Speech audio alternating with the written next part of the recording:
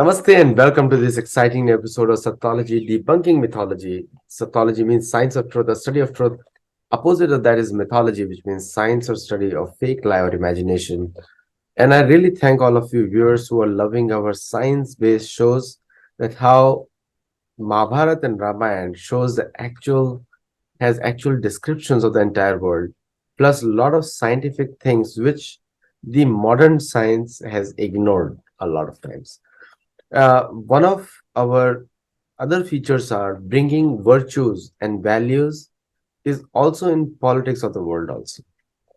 And one such thing is happening in India right now. Bharat में एक नया अभियान चल रहा है, एकम सनातन दल का, एकम सनातन भारत, जो ये वैल्यूज को, सनातन धर्म की वैल्यूज को मेन स्ट्रीम पॉलिटिक्स में लेके आना चाहते हैं। तो आज हमारे साथ उसके फाउंडर जुड़े हैं। So let us welcome Shri Ankur Sharma. नमस्ते Ankur ji and welcome to the show. नमस्ते, बहुत बहुत धन्यवाद आपने बुलाया। Thank you very much. You are doing a pioneer work. आपको याद होगा कुछ, आई थिंक एक साल पहले हमने बात किया था, एक जम्बो के ऊपर एक हम बात किया था, और आपने जी बताया था कि किस तरह आपने कोर्ट केसेस फाइल किए to restore the rights. Roshni act पे आपने कुछ बताया था सबको। And it's been a long time.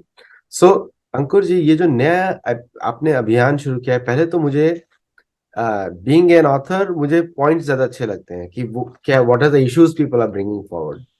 और आपके जो इश्यूज हैं वो एकदम रियलिस्टिक हैं, जो कई किए जा सकते हैं। और हिंदू कंट्री, मेजोरिटी कंट्री जो भारत है, वहां पे भी किए जा सकते हैं। तो मुझे एक बात बताइए कि अभी तक हम देखते हैं कि मंदिरों के ऊपर 1860, 1858, 1858, 1860 एंड 1863, ये तीन एक्ट्स ब्रिटिश ने बनाए थे, किस तरह मंदिरों को एक ब्रिटिश कंट्रोल में रखें, ताकि जो ब्राह्मण है ज्यादा प्रचार ना कर पाए मंदिरों का। मुझे वो पॉइंट सबसे, अभी तक जो भारत के जो अभी जर्नी रही है 75 साल की, 1947 से, वो मुझे पॉइंट्स अभी भी बहुत अखरते हैं कि भारतीय मंदिरों को कोई फ्रीडम नहीं है, हिंदू मंदिरों को कोई फ्रीडम नहीं है, लेकिन दूसरे जितने भी रिलीजन्स है, जो भारत के बाहर के रिलीजन्स हैं, उनको ज्यादा भारत में फ्रीडम है। मैं इस पॉइंट से शुरू करता हूँ, फिर मुझे आप बाकी पॉइंट्स पे मैं क्वेश्चन करूंगा, प्लीज। Ji ji absolutely. तो 1947 के बाद Indian state as a political entity जो ये एपरेटस बना, आप इसे अगर डीपली एनालाइज करेंगे तो यू विल फाइंड कि Indian state political entity abstraction में आप इसे देख सकते हैं। It's an abstract entity. It is hostile to the Indian nation, it is hostile to the Sanatan संस्कृति, सभ्यता, धर्म। और इसी पृष्ठभूमि में, the moment you come to this conclusion, you will find इस तरीके से कि the state is selectively taking over Hindu temples. और post independence constitutional position under article 25 and 26 तो ये है कि गवर्नमेंट के पास अथॉरिटी है to take over religious institutions of any community. लेकिन आप ये देखेंगे कि पिछले 70-75 वर्षों में पोस्ट इंडिपेंडेंस सरकार ने ये अथॉरिटी एक्सक्लूसिवली हिंदुओं के खिलाफ ही इस्तेमाल की है। यू विल नॉट फाइंड कि किसी मस्जिद का टेक ओवर हो गया। मैनेजमेंट, एडमिनिस्ट्रेशन एंड कंट्रोल, जब हम टेक ओवर की बात करते हैं तो उसका ये मतलब है किसी गुरुद्वारे का टेक ओवर हो गया, किसी चर्च का टेक ओवर हो गया। तो ये सेलेक्टिव यूज जो है, हम इसे अंत करना चाहते हैं। और आपने पृष्ठभूमि में बता ही दिया कि टेम्पल कंट्रोल के पीछे मंशा क्या थी सरकारों की। जो अंग्रेजों की मंशा थी वही पोस्ट इंडिपेंडेंस भारत सरकार की भी मंशा रही, इंडियन स्टेट की ही मंशा रही। और since this Indian state we have demonstrated now कि ये एक इंपीरियल कंस्ट्रक्ट है।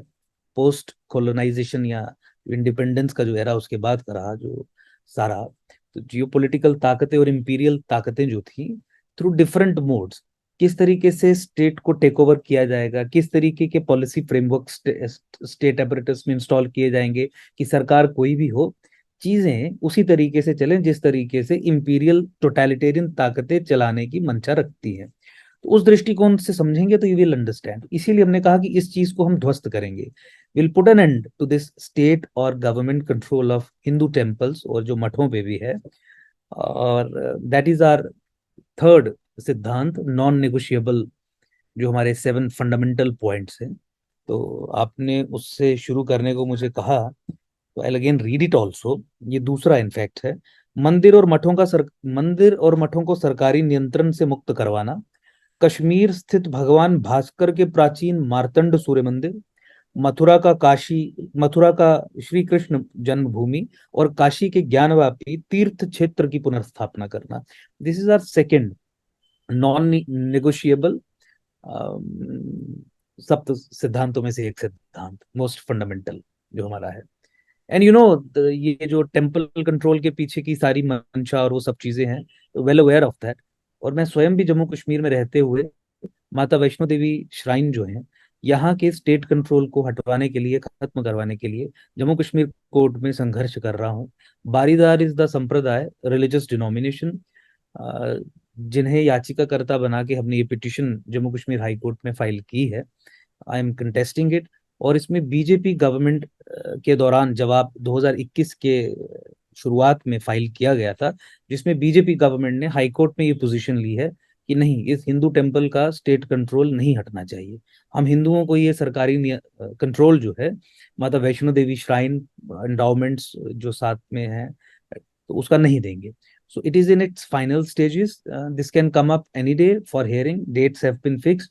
फाइनल हियरिंग की स्टेज पे है। लेट अस सी कि किस तरीके से होता है। तो हम संघर्ष भी कर रहे हैं अपने जो सप्त सिद्धांत है उनमें से कई सारे सिद्धांतों पे। इन्हें जीने का हमने काम किया है। हमारा व्यक्तित्व, हमारी पर्सनैलिटी जो शेप हुई है पिछले 8 10 12 सालों में, वो इन सप्त सिद्धांतों पे न केवल चलते हुए बल्कि इन्हें जीते हुए हुई है। So that is how we plan to do it politically the moment we come to power. देखा जाए तो अमेरिका के हिंदू मंदिरों को ज्यादा फ्रीडम है, पूरी फ्रीडम है as compare to Indian temples, ये देखा जा रहा हाँ। है।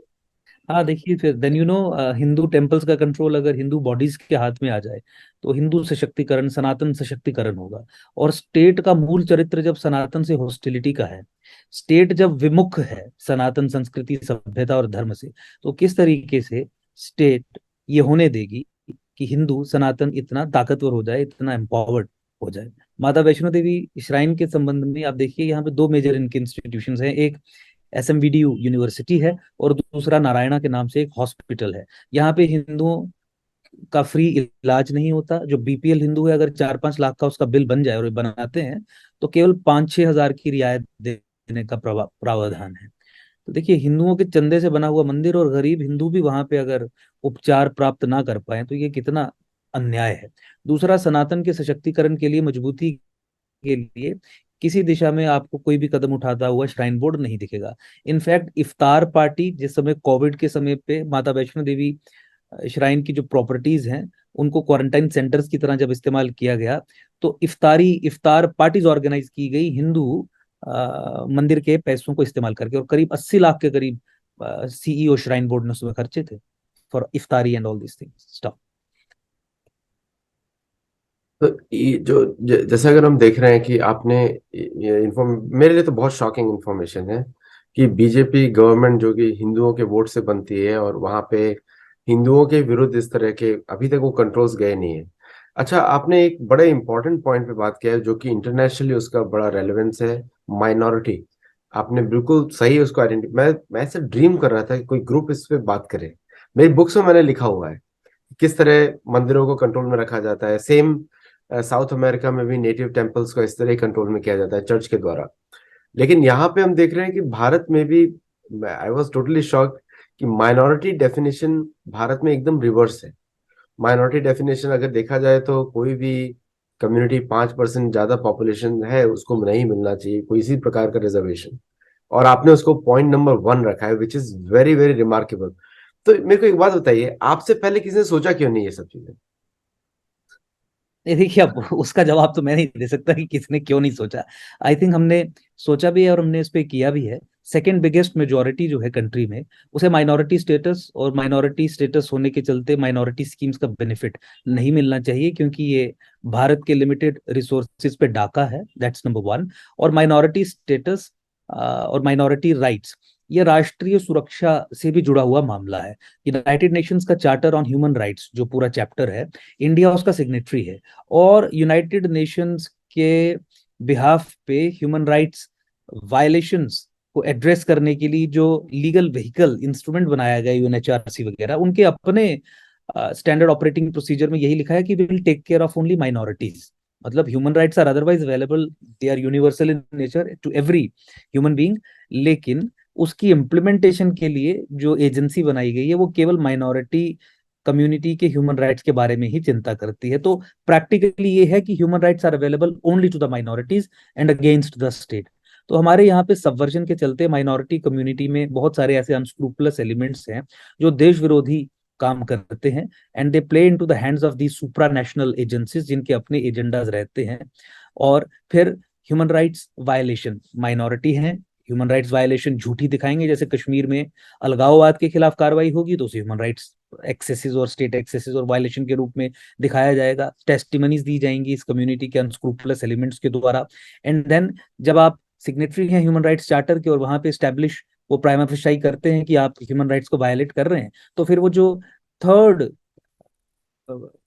पार्टी है इंडिया के सोवरेन अफेयर्स में इंटरफेयर करने के लिए इनेबल हो जाती है। सो that is a situation which is creating a lot of problem in the community, in the country. और ये सबवर्जन है इस टाइप की जो नेशनल सिक्योरिटी को भी कॉम्प्रोमाइज करती है। सो that is it is in that background we have decided that we are going to make it point number 1, और यूएन सब कमीशन की भी जो डेफिनेशन माइनॉरिटी पे है उसको आधार बना के, ताकि इसे कोई कंटेस्ट भी ना कर पाए, will take away the minority status of the community which is not a minority in itself. और इसी संबंध में आपने देखा होगा कि प्रोटोटाइप के रूप में जम्मू कश्मीर के संबंध में तो स्वयं सुप्रीम कोर्ट में गया था, और PIL 489/2016 title Ankur Sharma versus union of India and others, उसके माध्यम से जून 2016 से लेके 12 मार्च 2018 के बीच में 2 वर्ष मोदी जी की सरकार और बीजेपी PDP की जो जम्मू कश्मीर में उस समय की सरकार थी उससे संघर्ष करके लड़के ये जजमेंट करवा के आया था कि जम्मू कश्मीर में मुसलमानों को माइनॉरिटी स्टेटस नहीं मिलेगा। आइडिया उसमें ये था कि केस वहां तक प्रगति कर जाए जहां पे चर्चा ये हो जाए कि माइनॉरिटी को डिफाइन किया जाए, और 5% अगर डिफाइन हो जाती है, क्योंकि इलाहाबाद हाई कोर्ट की भी एक जजमेंट थी, और फिर मैंने आपको बताया यूनाइटेड नेशंस और जितने भी इंटरनेशनल स्टैंडर्ड्स के हिसाब से भी 5% से कम कोई मान्यता दी जाती है। यूएन सब कमीशन ने जो रिपोर्ट्स दी हैं, जो मानदंड तय किए हैं उसके हिसाब से भी, तो लेकिन वो नहीं हुआ। लेकिन इतना एस्टेब्लिश हो गया कि जहां जहां मुसलमान मेजोरिटी में है, जिन भी स्टेट्स या यूटीज में, और कुछ यूटीज में भी है, मान लीजिए लक्षद्वीप आप देख लीजिए, तो वहां पे मुसलमानों को माइनॉरिटी स्टेटस नहीं मिलेगा। जम्मू कश्मीर के संबंध में ये बहुत और संवेदनशील था, क्योंकि जम्मू कश्मीर में अलगाववाद की मूवमेंट होने के कारण माइनॉरिटी स्टेटस का इस्तेमाल करके माइनॉरिटी कम्युनिटी इंटरनेशनल फोरा में जो इंडियन स्टेट्स टेररिज्म रेडिकलाइजेशन के खिलाफ कार्रवाई करती थी उन्हें ह्यूमन राइट्स वायलेशंस के रूप में पेश किया जाता था, जिसके कारण कश्मीर के अफेयर्स में MNST हो, US कांग्रेस हो, इंटरनेशनल रिलीजियस फ्रीडम पे, या और सबवर्सिव एंटिटीज हो, वो इंटरफेयर करती थी, और वो खड़ी हो जाती थी इन अलगाववादियों के पीछे। यानी माइनॉरिटी स्टेटस होने के कारण अलगाववादी जम्मू कश्मीर में मजबूत होता था और अलगाववाद को इंटरनेशनल सपोर्ट मिलती थी। तो वो हमने करवाया।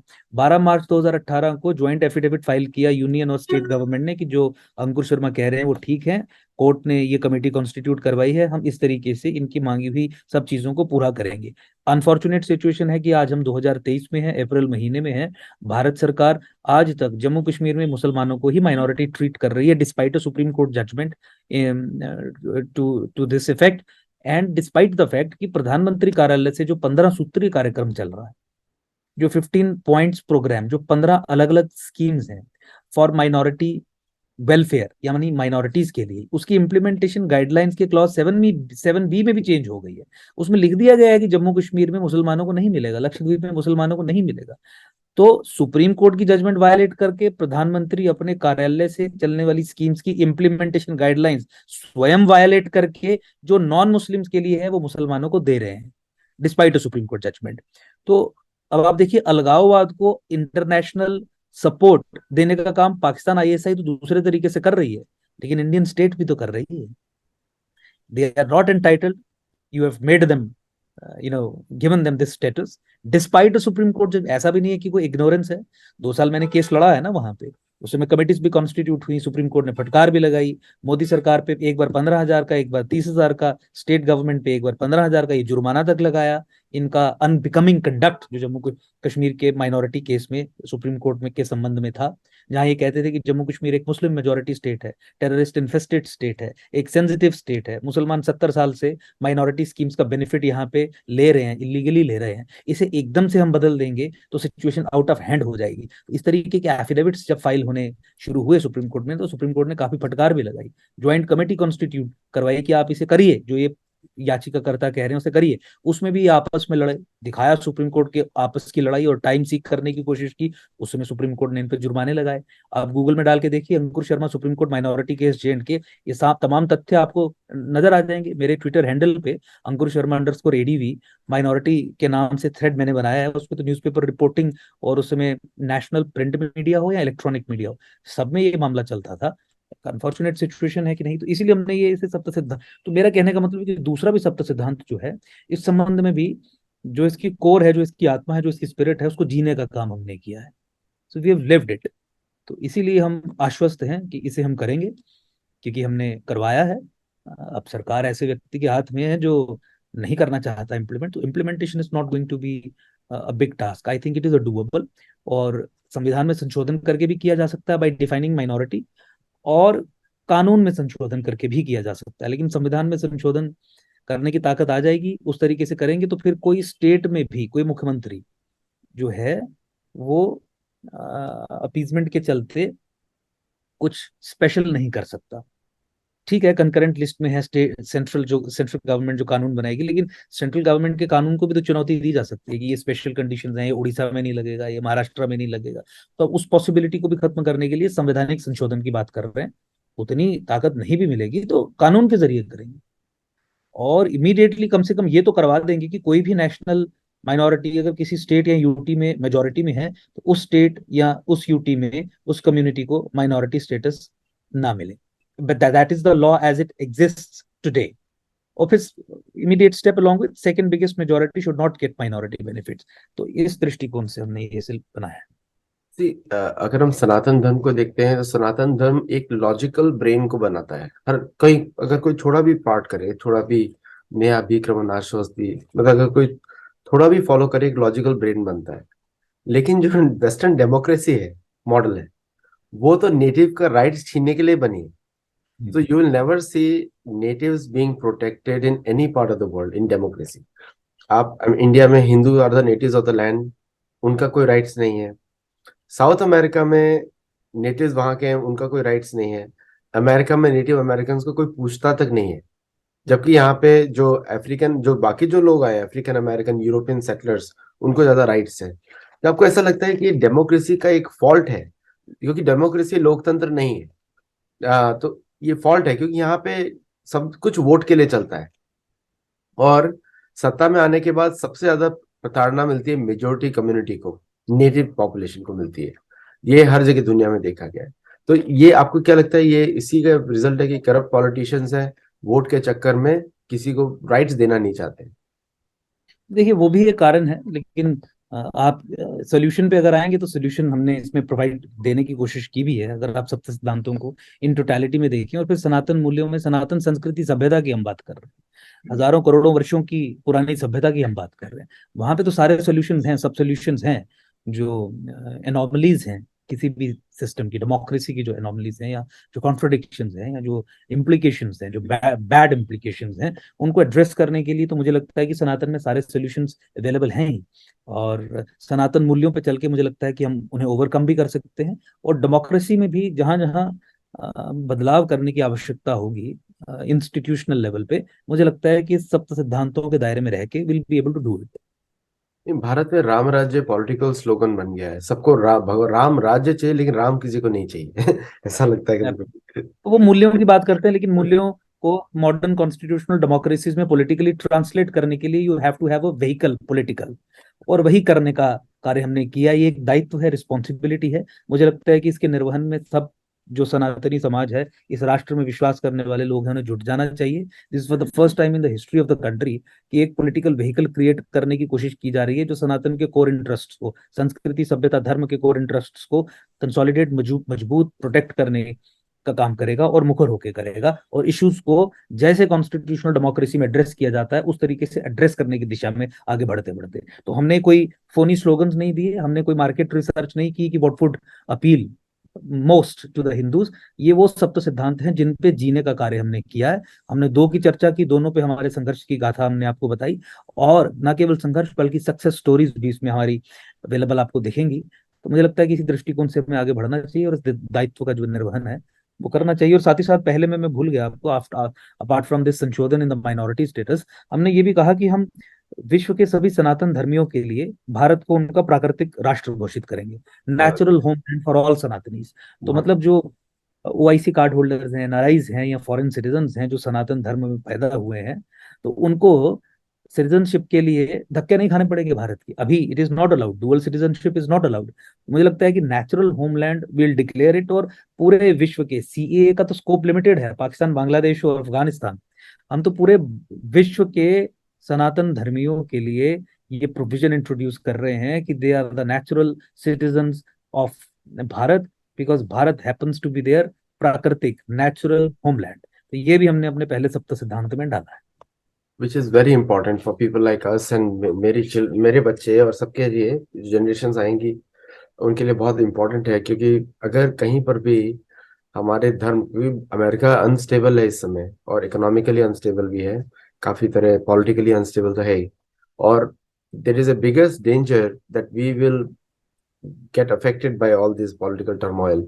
क्योंकि सबसे पहले किसी भी दूसरे देशों में वो लोग अपने क्रिश्चियन और यहूदी फेथ और मुस्लिम, इन तीनों को पहले बचाते हैं। भारत एकमात्र देश है जहाँ पे हम लोगों के लिए एक प्राकृतिक घर है। बहुत इंपॉर्टेंट पॉइंट है। अच्छा, article 48 of the Indian constitution protects cows, ये लिखा हुआ है उधर। लेकिन उस भारत अभी दुनिया का आई थिंक नंबर 1 देश बन चुका है बीफ एक्सपोर्ट में। नंबर 2 तो छुपाने के लिए लोग बोलते हैं, लेकिन नंबर 1 है। मीन्स कि अगर आप 1970 की बात करें तो उसे अब तक ऐसा लगता है मुझे कि 48 मिलियन गायों को मार चुके हैं हम लोग। 48 मिलियन, ये बहुत शर्म की बात है भारत के लिए। बोलते हुए भी मुझे बड़ा घृणा, मतलब अपने ऊपर ही शर्म आ रही है कि इस तरह की बातें हो रही है और हम लोग कुछ कर भी नहीं पा रहे। और यहाँ तक कि पंजाब और अलग स्टेट्स हैं, वेस्ट बंगाल है, केरल है, जो कि सभी हमारे सनातन धर्म की बड़ी स्ट्रांग आइडेंटिटी वहां से आती है। तो इसके विषय में जो आपका जो पॉइंट नंबर 4 है वो बहुत ही अट्रैक्टिव है, जिसमें गो हत्या पर संपूर्ण प्रतिबंध, गाय गंगा राम सेतु को राष्ट्रीय धरोहर घोषित करना। देखिए, गाय के बिना सनातन की तो कोई बात ही नहीं हो सकती। तो सरकारें तो स्टेट, मैंने कहा Indian state is hostile to the Indian civilisation, to the Indian Sanatan संस्कृति सभ्यता धर्म। और इसीलिए इसे डायरेक्टिव प्रिंसिपल्स पे प्रोबेबली रखा गया जो नॉन जस्टिसिएबल है। You can't go to the court implementation of these things. और 2014 के बाद भी सरकार जो आई उसने भी इसे डायरेक्टिव प्रिंसिपल का ही दर्जा दिया। ये तो डायरेक्शन है, ये हमारी डायरेक्शन तय करने की बात है। It is not something which is binding on us. इसीलिए हमने उसे उठा के अपने सप्त सिद्धांतों में रखा कि ये डायरेक्टिव प्रिंसिपल का ही पार्ट नहीं है, ये हमारे मूल में रहेगा, हमारी पार्टी के, हमारे उद्देश्यों के मूल में रहेगा। ये नॉन नेगोशिएबल रहेगा, इस पे कोई चर्चा नहीं होगी, सीधे कानून बनाया जाएगा। इस पे कोई कंसेंसस नहीं होगा, सीधे कानून बनाया जाएगा। एंड विल इंश्योर कि गौ हत्या को संपूर्ण तरीके से, पूर्ण तरीके से बंद किया जाए, and with in a very very less period of time. और साथ ही साथ द मोमेंट यू डिक्लेयर गाय गंगा और श्री राम सेतु को हमने राष्ट्रीय धरोहर घोषित करने की बात की, द मोमेंट यू डिक्लेयर, तो एक और प्रोटेक्टिव इकोसिस्टम जो है वो क्रिएट हो जाएगा। And I think will be able to do it. और सनातन की बात तभी हो सकती है जब गौहत्या पे प्रतिबंध नॉन नेगोशिएबल तरीके से आप लेके आगे चले, बाकी सब पे इसके बिना सनातन की बात ही नहीं हो सकती, हमारा ये व्यक्तिगत तौर पर मानना नहीं, भीष्म की एक प्रार्थना भी है कृष्ण को, नमो ब्राह्मण्य देवाय गो ब्राह्मण्य हिताय च, जगत हिताय कृष्ण गोविंदाय नमो नमः। ये सबसे सभी मंदिरों में बोली जाती है प्रार्थना और बड़ी कॉमन है ये। तो यहाँ पे ब्राह्मण और गो, गाय और ब्राह्मण, तो उसके देव माने गए हैं कृष्ण।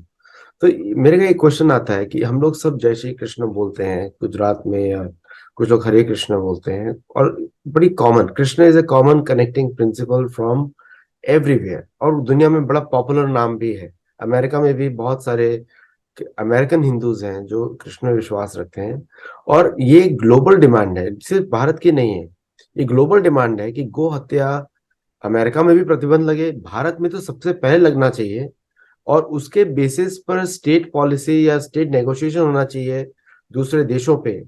तो आपको क्या लगता है कि it is a will factor नहीं है, या फिर ये पॉलिटिकल एक्सपीडियंसी है? व्हाट इज द मैटर कि ये आर्टिकल में कॉन्स्टिट्यूशनल जो प्रोविजन है उसको भी इग्नोर किया जा रहा है? ये देखिए, तो लार्जर बिगर अगर आप पिक्चर देखेंगे बर्ड्स व्यू से, तो मैंने तो आपको पहले ही बताया कि जो इंडियन स्टेट है that is an imperial construct. It is designed to be anti Hindu. ये हॉस्टिलिटी रखता है सनातन, तो सनातन की जो कोर फीलिंग है उसके संबंध में कुछ नहीं किया जाएगा। एंड इंडियन स्टेट जब मैं बात करता हूँ एज अ पॉलिटिकल एंटिटी, तो that includes all the existing political parties as well. उसमें गवर्नमेंट है, उसमें टेरिटरी है, इंडिया का कॉन्स्टिट्यूशन है, यहाँ के लोग हैं, सॉवरेनिटी ऑफ दिस गवर्नमेंट है। कलेक्टिवली ये सब कॉन्सेप्ट्स को मिला के आप कहते हैं कि this is Indian state. And political parties जिनको चेतना नहीं है इस बात की, वो भी इसी का हिस्सा है।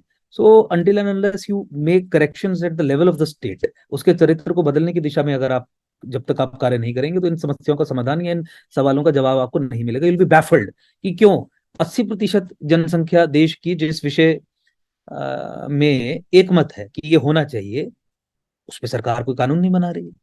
पॉलिटिकल एक्सपीडियंसी तो चलिए वो बहुत एक सेकेंडरी रीजन हुआ।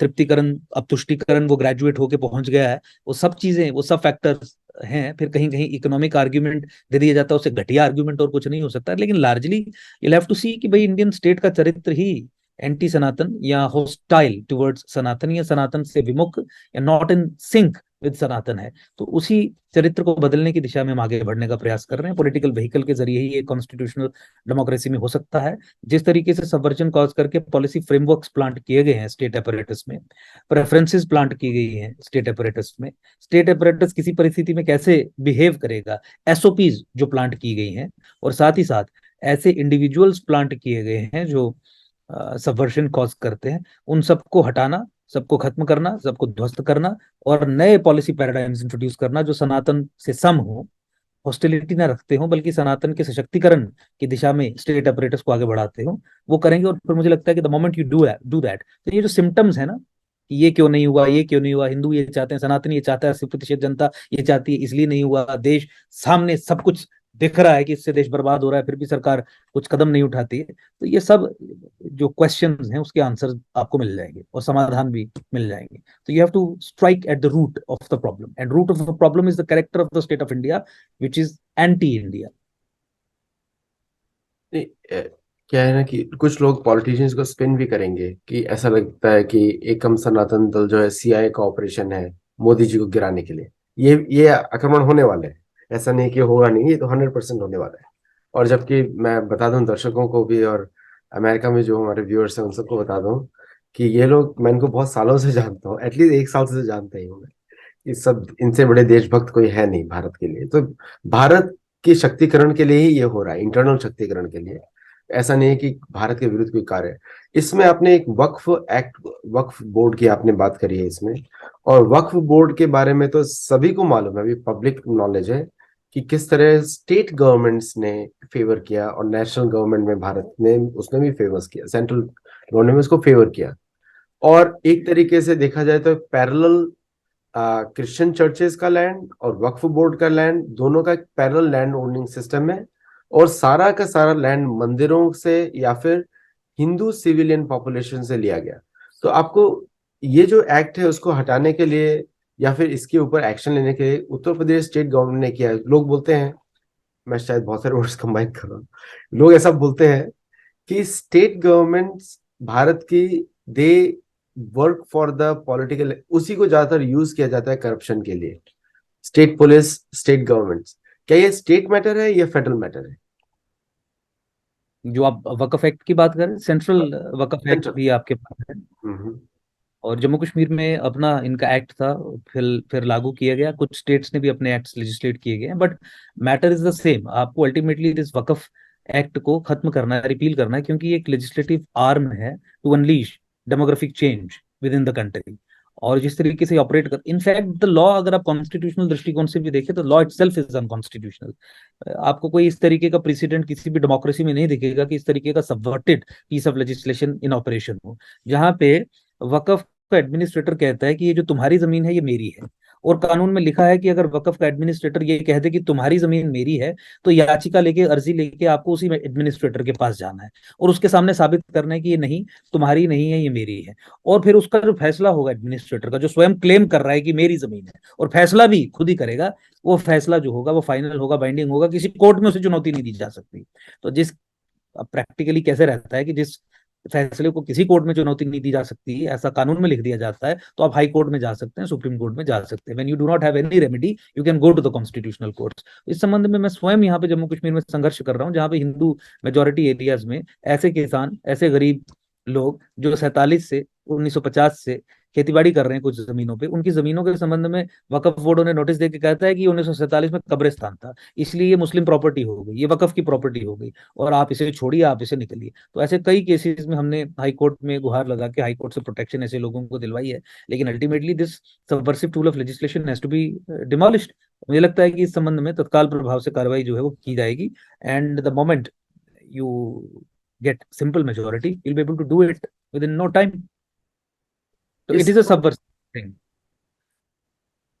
पूरे दुनिया में हम लोग देख रहे हैं कि इस्लामिक रेट ऑफ ग्रोथ एकदम है ही नहीं। देख सकते हैं कि कोई भी Islamic country is not prosperous. 57 countries हैं और सारे की सारी वेस्टर्न कंट्रीज द्वारा मेंटेन्ड है। लेकिन भारत एकमात्र देश है जहां पे हम लोग अपने पैर पे कुल्हाड़ी एक तरीके का मार रहे हैं। एक आपका ये जितने भी पॉइंट्स है, दर्शकों को मैं पॉइंट्स वीडियो के साथ में मिलेंगे सबको, इसका स्क्रीनशॉट भी मिलेगा सबको। तो ये जो जान आपने लिखा है, जनसांख्यिकी हमले, डेमोग्राफिक इन्वेजन को रोकना, संतुलन को स्थापित करना, ये तो अच्छा।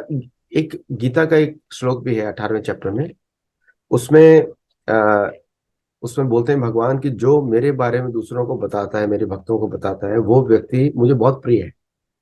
तो क्या भारतीय या हिंदू लोगों को प्रचार करने की अनुमति नहीं है? क्या लीगल ऐसा प्रोविजन नहीं जो उनको प्रोटेक्ट करे? नहीं, रिलीजन को प्रोपोगेट करने के लिए तो प्रोविजन है ही, जो right, and it this is something which is included in the fundamental right chapter.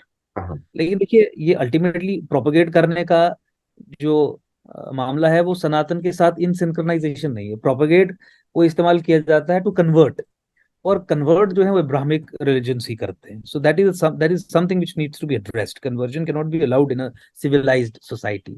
एक सिविलाइज्ड सोसाइटी में कन्वर्जन को अलाउ नहीं किया जा सकता। इसलिए अपने सप्त सिद्धांतों में हमने कन्वर्जन पे भी बैन लगाने का पूरे तरीके से इफेक्टिवली ग्राउंड पे जैसे लग सकता है कि किसी तरीके का लूपहोल ना रहे, वैसे करने का प्रण लिया है। And we have models and things in place जिसके जरिए हम इसे सुनिश्चित कर सकते हैं। और आपका बैकग्राउंड भी ऐसा है कि आपने इससे कोर्ट केसेस ऑलरेडी आपने लड़े हैं, तो यू नो द एब्सोल्युटली लड़े। दूसरा, नाइसिटीज। वक्फ एक्ट के साथ हमने जो प्लेसेस ऑफ वर्शिप एक्ट को खत्म करने की बात की है और ऊपर 3 मंदिरों को इमीडिएटली कंस्ट्रक्ट करने की बात की है, तो प्लेसेस ऑफ वर्शिप एक्ट खत्म होते ही वो 40,000 मंदिर जिनका पूरा डेटा हमारे पास है, जो इस्लामिक इन्वेजन्स के कारण तोड़ दिए गए, ध्वस्त कर दिए गए, अराउंड इन बिटवीन ऊपर मस्जिदें बना ली गई, उनको भी रिस्टोर करने का मार्ग वहीं से प्रशस्त होगा।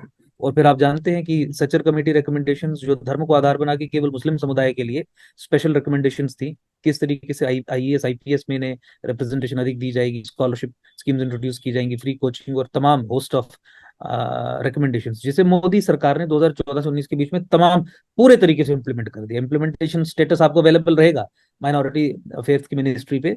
तमाम टारगेट्स जो सदर कमेटी की रिकमेंडेशंस के थे, the Modi government has met all those targets, और उसके इम्प्लीमेंटेशन स्टेटस में आपको इम्प्लीमेंटेड वो दिखेगा। तो 2014 के बाद ही वो हुआ है। तो it is the biggest subversion of the century. Congress ने सचर कमेटी कॉन्स्टिट्यूट की, सचर कमेटी रिकमेंडेशंस लिवाई धर्म को आधार बना के। It was a declaration of war on Sanatan. इससे बड़ा और तरीका नहीं हो सकता था कि किस तरीके से देश की एक नई पार्टीशन का रास्ता प्रशस्त किया जाए over a period of time, या जो इंडियन स्टेट अंदर से सबवर्टेड है वहां पे और सबवर्टर्स को प्लेस किया जा सके। लेकिन अपोज करने के बावजूद भी भाजपा ने, Congress could not implemented, time खत्म हो गया, सरकार बदल गई, लेकिन भाजपा ने इन सब चीजों को इम्प्लीमेंट किया। तो something which is considered as a declaration of war on the entire civilisation, आप उसके लिए, आप उसे फैसिलिटेट कर रहे हैं, आप उसे इम्प्लीमेंट कर रहे हैं, तो उसको भी निरस्त करना बहुत इंपॉर्टेंट है। जिस तरीके से रोशनी कानून में हमने स्वयं संघर्ष करके 6 वर्ष के संघर्ष में कानून को ध्वस्त करवाया, और उस कानून के तहत दी गई जितनी भी जमीन थी उस जमीन को वापस लेने के आदेश हाईकोर्ट से दिलवाए। और आप जानते हैं कि रोशनी कानून को जम्मू कश्मीर में सरकारी जमीन पे डेमोग्राफी चेंज करने के लिए, हिंदू मेजोरिटी एरियाज को मुस्लिम मेजोरिटी एरियाज कन्वर्ट करने की मंशा से बनाया गया था। और इसी दृष्टिकोण से स्टेट लैंड्स जो थी उनके एनक्रोचर्स को selective in favour of Muslims दी गई थी। वो सब कुछ हमने रिवर्स करवाया था। जिस तरीके से हमने कोर्ट के माध्यम से सत्ता से बाहर रहते हुए 2/3 बहुमत से बनाए हुए एक कानून को, जो सनातन के हिमालय के नॉर्दर्न इंडिया के इस्लामीकरण के लिए कार्य कर रहा था, उसे ध्वस्त करवाया। सत्ता प्राप्ति के साथ ही सचर कमेटी के रिकमेंडेशन को भी तत्काल प्रभाव से ध्वस्त करवा के उसे रिवर्स करेंगे इस्लामाइजेशन के प्रोसेस को। क्या आपको ऐसा लगता है कि ये हीन भावना है कि इस तरह की, या लैक ऑफ नॉलेज है कि इतना इतना जो हिंदू गवर्नमेंट, सो कॉल्ड हिंदुओं के वोट से, हिंदू गवर्नमेंट तो बोलेंगे नहीं, हिंदुओं के वोट से बनी हुई गवर्नमेंट जिन्होंने हिंदू उस पर ट्रस्ट करते हैं, क्या उन्होंने, क्या उनको ये समझ में नहीं आता है, या वो डेलिबरेटली कर रहे हैं कि, या फिर वो इंटरनेशनल एक्सेप्टेबिलिटी के लिए कर रहे हैं ये सब कार्य? इंटरनेशनल एक्सेप्टेबिलिटी का आधार अगर ये है कि आपको एंटी हिंदू होना है, एंटी सनातन होना है, अपने राष्ट्र के खिलाफ काम करना है, तो इससे सीरियस बात और कुछ नहीं हो सकती, इससे अधिक सीरियस बात और कुछ नहीं हो सकती। लेकिन मैंने आपको बताया कि ये समस्या इतनी ही नहीं है कि ट्रिविलाइज करके हम केवल ये कह दें कि केवल पॉलिटिकल एक्सपीडियंसी के लिए। मैंने आपको कहा कि इंडियन स्टेट का जो मुख्य चरित्र है वो ऐसा ही है, दिस इज एंटी सनातन संस्कृति सभ्यता सिविलाइजेशन। और ये बाढ़ ही खेत को खा रही है इस तरीके से। देखिए, राष्ट्र के संरक्षण सशक्तिकरण के लिए स्टेट का निर्माण किया गया। अगर आप नेशन स्टेट के कॉन्सेप्ट में जाएं, कॉन्स्टिट्यूशनल डेमोक्रेसीज और स्टेट के पॉलिटिकल कॉन्सेप्ट में जाएंगे, तो अब ये, लेकिन unfortunately we have a state which is an abnormal state. It is an abnormal state, the state of India is an abnormal state because it is working against the nation. राष्ट्र के खिलाफ, राष्ट्र के सशक्तिकरण के लिए इसका निर्माण हुआ, और ये राष्ट्र के खिलाफ का, लेकिन हो रहा है जो, वो बहुत सटल तरीके से हो रहा है, बहुत नुआंस तरीके से हो रहा है, और बहुत सोफिस्टिकेटेड तरीके से हो रहा है। This needs to be identified. कौन ये आइडेंटिफाई कर सकता था कि जम्मू कश्मीर के स्टेट अपरेटस में 2/3 बहुमत से एक कानून बनेगा जो इस्लामाइजेशन के प्रोसेस को आगे बढ़ाएगा? Ultimately we identified it, that is how these challenges have to be met. और जब तक आपको ये चेतना नहीं होगी, you will not be able to fight it. मान लीजिए प्रधानमंत्री कोई भी व्यक्ति बन जाता है, ईमानदार व्यक्ति बन जाता है, देश में विश्वास रखने वाला व्यक्ति बन जाता है, लेकिन जब तक उस व्यक्ति को ये चेतना नहीं होगी कि this entire state apparatus has been taken over, और मैं जिन नीतियों पे, जिन प्रेफरेंसेस को फॉलो करके आगे बढ़ रहा हूं, वो अल्टीमेटली इस राष्ट्र को खत्म करेंगी। जब तक ये चेतना नहीं आएगी, तब तक, जब तक डायग्नोज नहीं होगा, तब तक इलाज नहीं हो पाएगा। तो चेतना का मतलब, you have to diagnose the problem is with the state of India. It is anti India, it is hostile to India, it is anti Bharat, it is anti Sanatan, hostile to Sanatan, it is not in sync with Sanatan, and therefore इस तरीके की चीजें होती हैं। तो ऐसा नहीं है कि पता नहीं है, पता होने के बावजूद भी they follow the same path. भारतीय कॉन्स्टिट्यूशन अगर देखा जाए तो पूरी, अगर आप रामायण महाभारत में देखेंगे कि रामायण महाभारत ही भारत का कॉन्स्टिट्यूशन होना चाहिए, कोई कोई अलग से कॉन्स्टिट्यूशन बनाने का जरूरत नहीं है। और जो भी हमने कॉपी किया है अब्राहमिक मॉडल से, वहां पे सभी नेटिव्स के राइट्स छीन लिए गए। अमेरिका में नेटिव अमेरिकन आजकल एक शरणार्थी बन गए, रिजर्वेशन में डाल दिया गया है, आपको तो मालूम ही है। रिजर्वेशन में रहते हैं छोटे छोटे, और उनका पूरा कल्चर म्यूजियम में है। मुझे लग रहा है कि इस जिस तरह भारतीय कॉन्स्टिट्यूशन का बना हुआ है, एक्चुअली जो लॉज बने हैं उसके ऊपर, वो एक तरीके से हिंदुओं को म्यूजियम में डालने के लिए, ताकि लोग हिंदू रिमेम्बर करें राम को, लेकिन उनका जो रिलीजन रहेगा ब्राह्मिक रहेगा। ये एक प्रोसेस है जो कि कॉन्स्टिट्यूशनल है।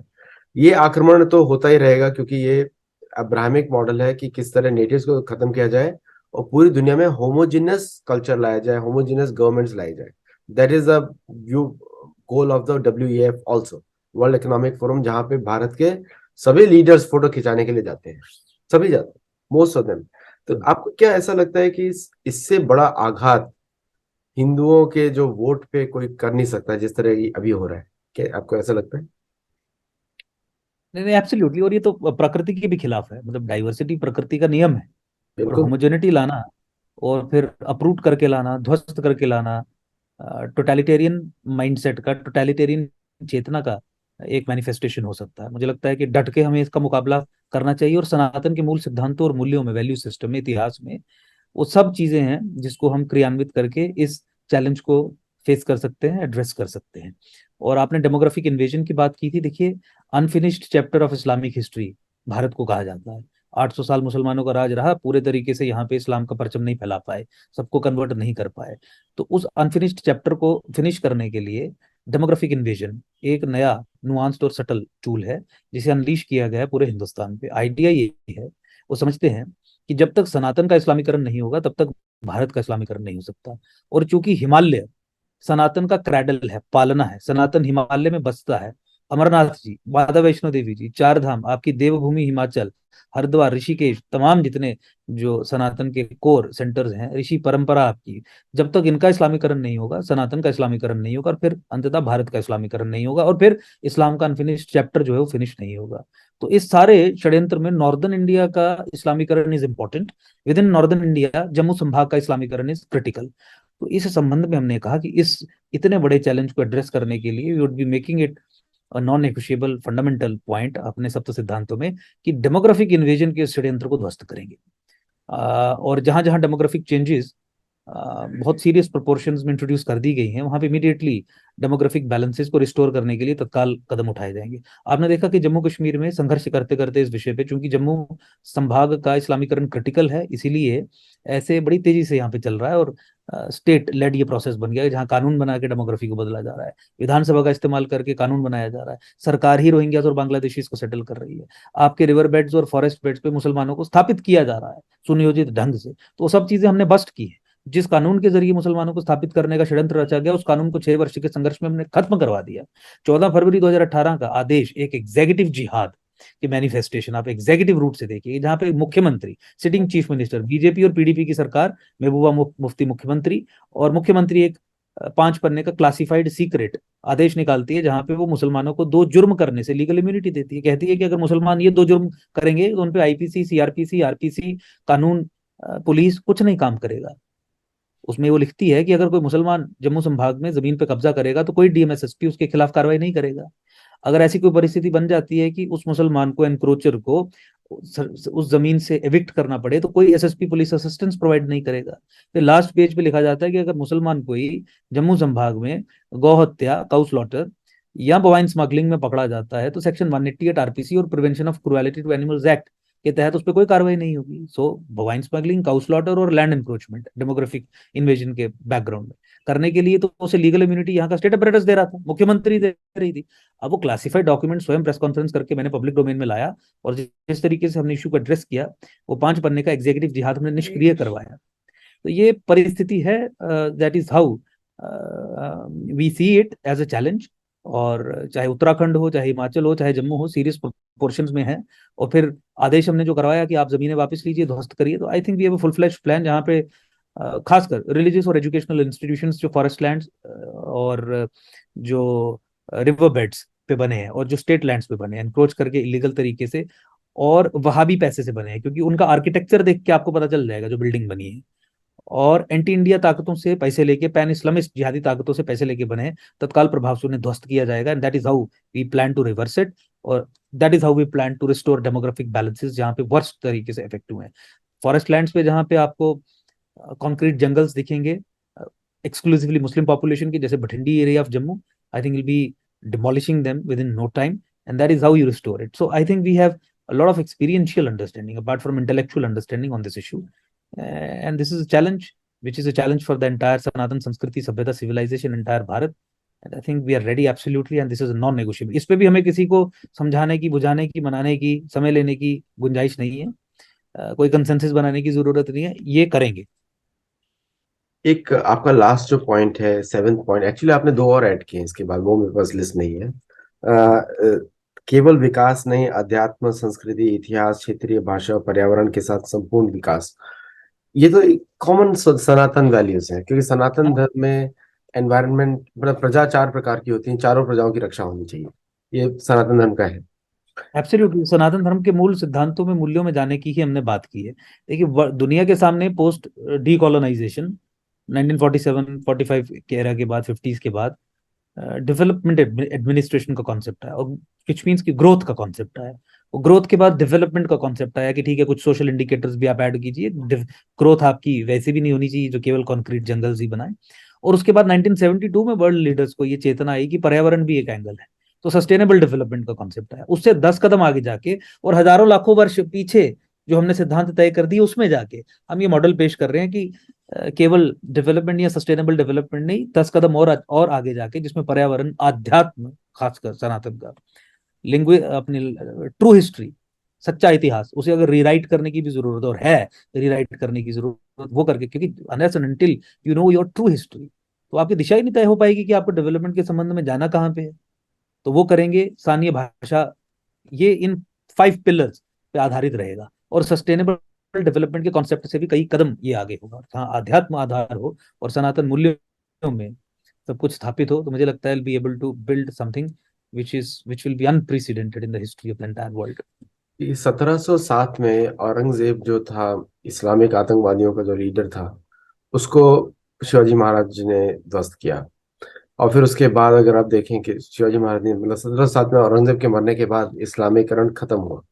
मतलब ऐसा नहीं है कि कभी इस्लामिक रूल कॉन्टिन्यूस रहा हो भारत के अंदर, लेकिन पैकेट्स में चलता था, फिर खत्म कर देते थे, वापस आ जाता था। महाराजा रणजीत सिंह ने खत्म किया, और फिर उसके बाद अब देखते हैं कि गुरु गोविंद सिंह ने की वजह से और भी आगे बढ़ा जो सनातन धर्म।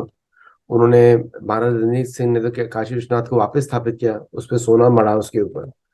तो ये जो इतिहास है, जो लोगों को गलत बताया जाता है कि 800 साल भारत पे मुसलमानों ने राज किया, बहुत गलत इतिहास है। गलत क्योंकि इतिहास है, that is how they see it. देश हित हमारी राइट, वजह से, अगर हम लोग अपने देखें तो हमने 800 साल संघर्ष किया उनके विरुद्ध, इसलिए आज यस। भारत आज भी हिंदू राष्ट्र है। और अंग्रेजों का। सेवेंथ सेंचुरी में, 9th सेंचुरी में तो हमने घुसने तक नहीं दिया, वो संघर्ष के कारण ही था, हाँ, घुसने तक नहीं दिया। सिंध के हमले के बाद 200 साल तक यहाँ पे घुस नहीं सके।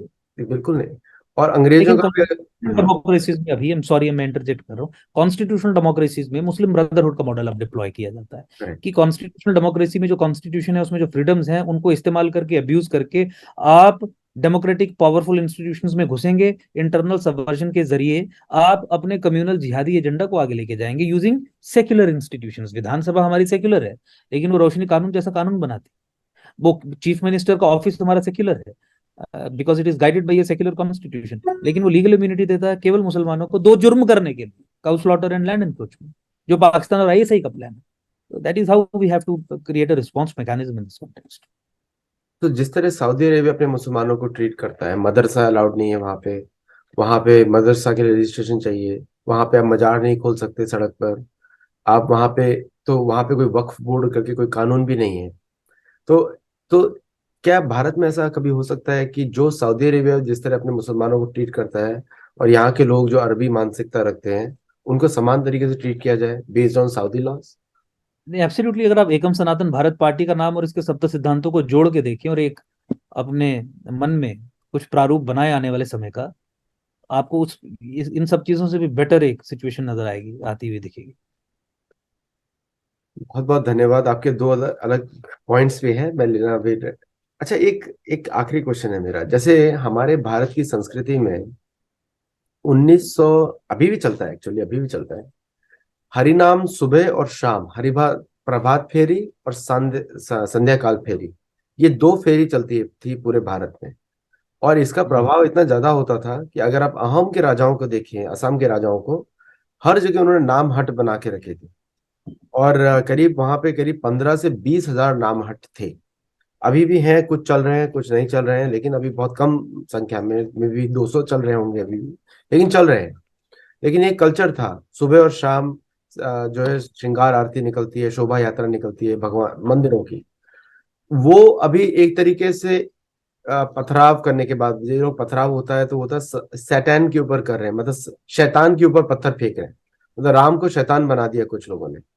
तो आपको ऐसा लगता है कि इस संस्कृति से, जो हरिनाम की जो संस्कृति है, जो सड़क पे निकलती है प्रभात फेरी और शाम के वक्त दो समय निकलती है, क्या उसको भी रीइंस्टेट किया जा सकता है आपके आपके मॉडल में? एब्सोल्युटली किया जा सकता है। और सातवां सप्त सिद्धांत तो वो तय करता ही है कि आध्यात्म को जब हम आधार बनाएंगे, one of the pillars of everything, development तो एक छोटी एक फ्रेमवर्क में हम कह रहे हैं। तो मुझे लगता है कि all these issues will be addressed, और ये तो they are these are the issues which are very close to the heart. ये तो तत्काल प्रभाव से करने वाले हैं। तो absolutely 100%, the moment the state comes in sync with the राष्ट्र, तो ये चैलेंजेस हमारे सामने नहीं रहेंगे, and that is exactly what we are trying to do. अच्छा, आपने जुडिशरी के बारे में नहीं लिखा, क्योंकि जुडिशरी अभी भी, भारतीय जुडिशरी ब्रिटिश मॉडल पे चलती है। और अभी भी जो कॉलेजियम सिस्टम है वो भी आप तो मेरे से ज्यादा जानकार हैं इस मामले में, कि वो भी एक एक ब्रिटिश मॉडल है जहाँ पे कोर्ट। देखिए स्टेट के एब्स्ट्रैक्ट कॉन्सेप्ट में गवर्नमेंट आ गई, और गवर्नमेंट में all the three organs of the government आ गए, जुडिशरी भी आ गया, एग्जीक्यूटिव भी आ गया और लेजिस्लेचर भी आ गया। तो जुडिशियल रिफॉर्म्स हो, पॉलिटिकल रिफॉर्म्स हो, एडमिनिस्ट्रेटिव रिफॉर्म्स हो, इन सब क्षेत्रों में क्या रिफॉर्म्स करने हैं ताकि स्टेट का चरित्र बदल सके, सरकार का और इन सारे ऑर्गन्स का बेसिक चरित्र बदल सके और ये सम हो जाए विद द सनातन इंटरेस्ट, उस संबंध में तो पूरा प्लान है, and I think will B unveiling it very soon. और systematic radical institutional reforms in all these three organs of the government is of prime importance to us. I think वो हम address कर रहे हैं। और आपका 3-4 दिन में शायद एक अधिवेशन भी है हरिद्वार में। बिल्कुल एब्सोल्युटली, पहला हमारे फाउंडर मेंबर्स का और मेंबर्स का अधिवेशन हरिद्वार में है। बहुत उत्साह है उस अधिवेशन को लेके। बहुत सारे संगठन जो भी देश में सनातन के लिए कार्य कर रहे हैं उनका विलय होना है, वो सारे आ रहे हैं, मिल रहे हैं।